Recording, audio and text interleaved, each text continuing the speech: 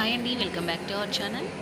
ఈరోజు అంటే శ్రీరామనవమి రోజు నేను పూజ అయిపోయిన తర్వాత ఏమేమి వంటలు ప్రిపేర్ చేశాననేది మీతో షేర్ చేసుకుంటున్నాను. ఇక్కడ వచ్చేసి నేను వడలు అయితే ప్రిపేర్ చేశానండి, మినపగారెలు అనమాట. అవి మార్నింగ్ టిఫిన్ కానీ నేను యాక్చువల్గా అయితే నైట్ నానబెట్టాను.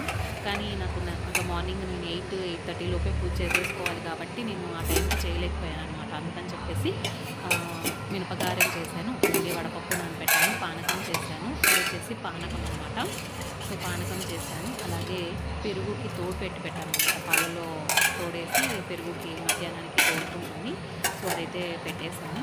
ఇక్కడ వచ్చేసి ఇంకా సేమియా పాయసం కూడా చేసేసాను. చూడండి ఎంత ఎమ్మిగా ఉందంటే, బెల్లంతో చేశాను అనమాట, చక్కెరతో చేయలేదు. సో బెల్లంతో సేమియా పాయసం అనేది చేశాను. మీకు ఎవరికైనా కావాలి అనుకుంటే నేను కామెంట్ సెక్షన్లో అడగండి బెల్లంతో ఎలా చేస్తాను. చాలామంది బెల్లంతో చేస్తే సేమియా పాయసం అనేది విరిగిపోతుంది అనమాట. సో అలాంటి వాళ్ళు ఎవరైనా ఉంటే నాకు కామెంట్ సెక్షన్లో చెప్పండి. షూర్గా దాన్ని నేను